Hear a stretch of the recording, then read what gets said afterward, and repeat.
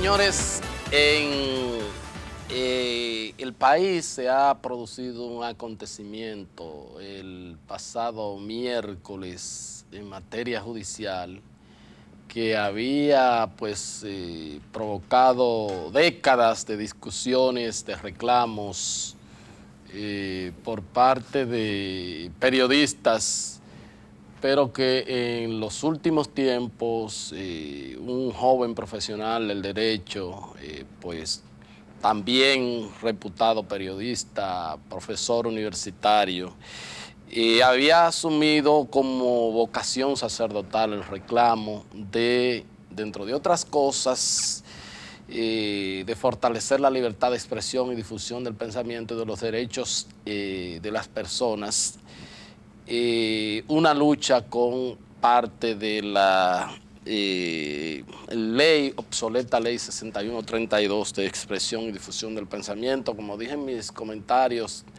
la noche del miércoles, de entero crédito, es uno de los principales protagonistas del acontecimiento judicial que se produjo este miércoles. Estoy hablando de una sentencia de la Suprema Corte de Justicia, para mí caso Osvaldo Santana. Me refiero, por supuesto, a mi gran amigo, el doctor Nanfi Rodríguez, quien es, el presidente de la Fundación Prensa y Derecho, abogado de los tribunales, reitero, profesor universitario, más que todo un gran amigo y, por supuesto, agradezco sinceramente que haya aceptado nuestra invitación. ¿De todo? Héctor, muchas gracias. Para mí es un honor estar en De Agenda, que se ha convertido en la institución periodística por excelencia, que marca la dinámica informativa de la semana, porque aquí se generan las informaciones que van entonces a generar los más y los sismas durante los debates en la semana. Es decir, que para mí es un honor estar contigo y con tus televidentes. ¿Cómo no? ¿Cómo no? Y obviamente uno, con el legado que usted dejó y siendo amigo suyo en el ejercicio del periodismo, pues hay que caerle atrás. Tú eres muy indulgente conmigo. Bueno,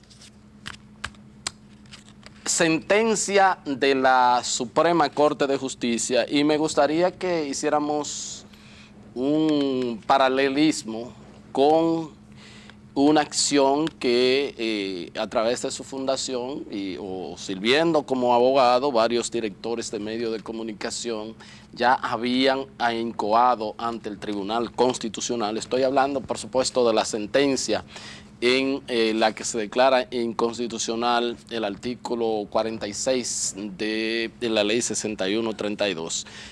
Usted sabe de esto porque ha estado en el día a día, entonces ayúdenos a entender al país, a la opinión pública, qué significa esto y cuál es el paralelismo entre lo que ustedes esperan del TC y lo que se ha producido en la Suprema Corte de Justicia.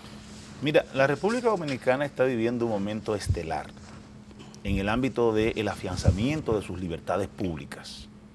Y ese momento estelar se ha generado a raíz de la reforma constitucional del año 2010, que consigna un catálogo de derechos fundamentales sin precedentes, pero que además consigna una serie de garantías jurisdiccionales para hacer efectivos esos derechos fundamentales. La diferencia entre la Constitución vigente actualmente, yo le llamo la Constitución del presidente Leonel Fernández, y las constituciones anteriores, es que esta Constitución es una Constitución altamente normativa, es decir, tiene los mecanismos institucionales para que los ciudadanos puedan operativizar los derechos fundamentales. Tradicionalmente habíamos tenido constituciones declarativas, lo que en doctrina se conoce como constituciones, incluso el propio presidente Balaguer llegó a utilizar el término de Ferdinand Lassalle, constituciones pedazos de papel, que son aquellas en las que se expresan una serie de derechos, pero que no se operativizan en la vida cotidiana de los ciudadanos.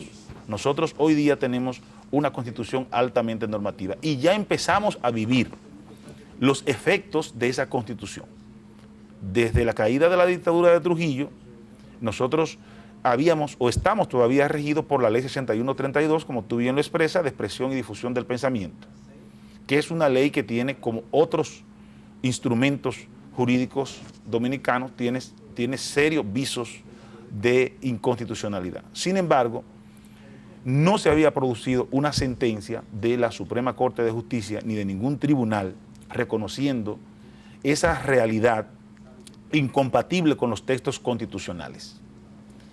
¿Qué es lo que ha pasado con el caso Osvaldo Santana versus Hipólito Mejía? La ley 6132 tiene un sistema de responsabilidad penal por el hecho de otro, lo cual infringe el principio de la persecución de la pena y muy especialmente el principio de la personalidad de la persecución y del delito. Ese sistema de responsabilidad en cascada está fundado en el hecho de que el legislador presume que el director del medio tiene un control absoluto de todo lo que se publica. Entonces, como tiene ese control absoluto, lo que se llama un control invigilando, el autor principal del delito de difamación e injuria siempre va a ser el director del medio y no aquel que ha proferido la afirmación agraviante. Reiteradamente, habíamos dicho que eso es incompatible con un sistema de derechos humanos y con un régimen democrático donde el responsable del delito debe ser quien lo comete. Entonces, en ese punto de inflexión es donde estamos hoy día. La Suprema Corte de Justicia ha revertido toda esa vieja tradición francesa del derecho dominicano y ha declarado inconstitucional, como bien tú expresa, los artículos 46 y 47 de la ley 6132 y ha dicho el responsable del delito de difamación e injuria es aquel que ha pronunciado la frase que se entiende que lesiona el derecho al honor de una persona. Bajo ninguna circunstancia, un director de medio puede ser responsable del delito, porque esto infringe todo el andamiaje de garantías procesales de la Constitución de la República.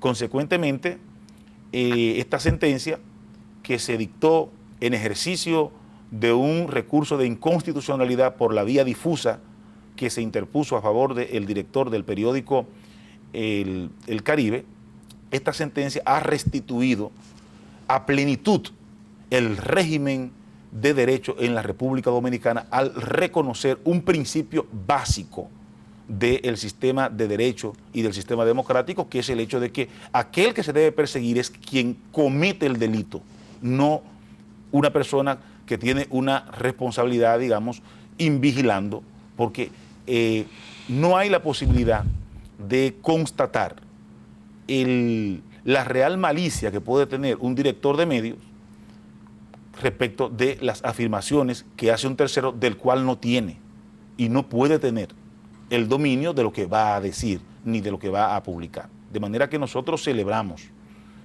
con gran alborozo la sentencia de la Suprema Corte de Justicia y, como tú dices, es una conquista de las libertades públicas en la República Dominicana.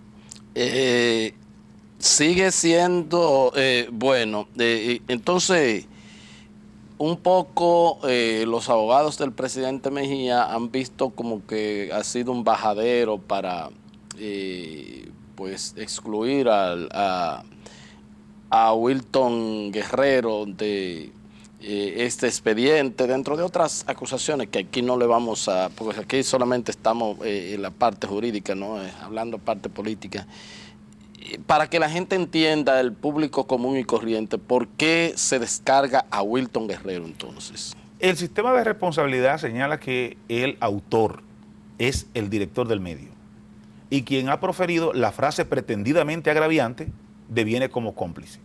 La lógica que desarrolla la sentencia del magistrado presidente de la Suprema Corte de Justicia es que al no haber autor principal, entonces no hay cómplice. Consecuentemente, la ausencia y el vacío procesal que crea el autor principal se deriva hacia la complicidad, y si el director del periódico no es responsable, tampoco el senador puede serlo. La Suprema Corte de Justicia se cuidó muy bien en la sentencia al consignar que esa situación es muy especial en esa ley, que es una ley orgánica y una ley especial, que esa situación no se irradia de manera procesal hacia otros tipos penales, por el hecho de que puede haber autores que no aparezcan en la persecución de un delito y sus cómplices sí podrán ser apresados.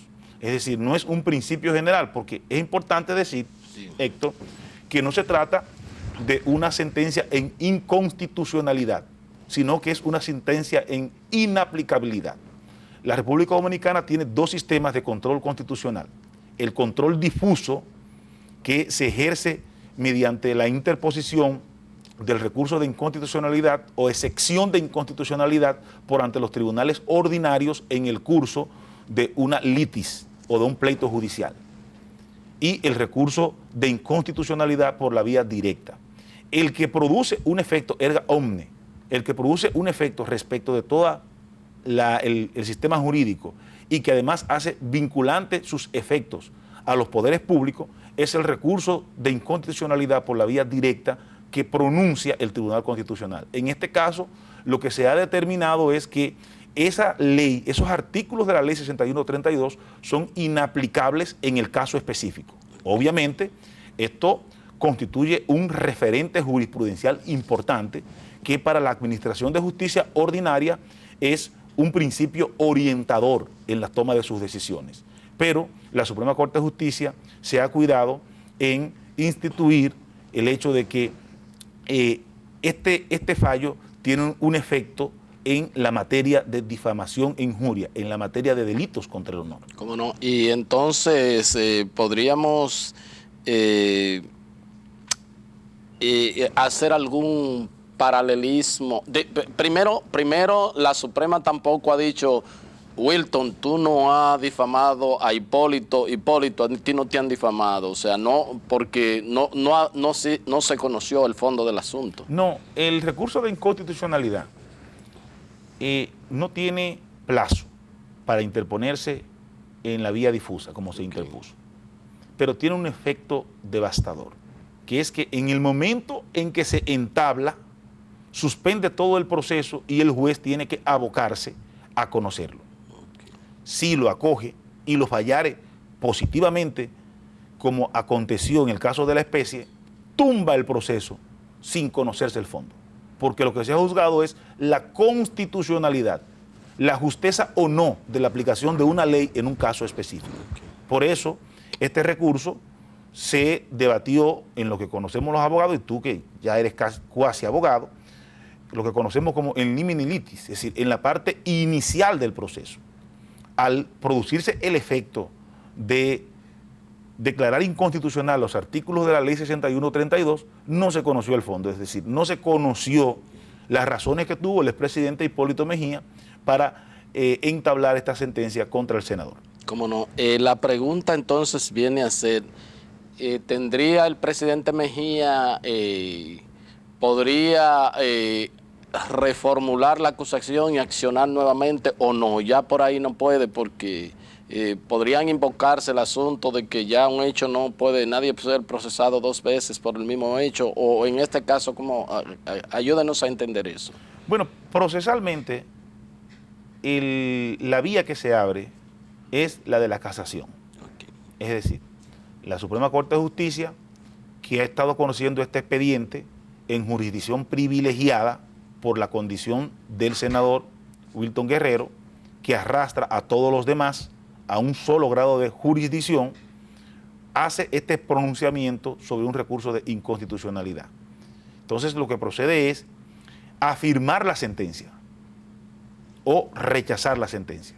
Y esto lo va a conocer, entonces, la Suprema Corte de Justicia, ya no juzgando como tribunal de juicio, sino como tribunal de casación, que tiene el mandato constitucional de unificar la doctrina y la jurisprudencia nacional. En este caso, el Pleno. El Pleno de la Suprema Corte de Justicia. ¿Cómo no? Entonces, posteriormente, pudiéramos tener abierto el recurso de revisión constitucional de decisiones jurisdiccionales por ante el Tribunal Constitucional, por el hecho de que es uno de los casos que están tasados en la ley 137-11 sobre el Tribunal Constitucional y los procedimientos constitucionales, porque es un caso que afecta derechos fundamentales de lado y lado, libertad de expresión y derecho al honor.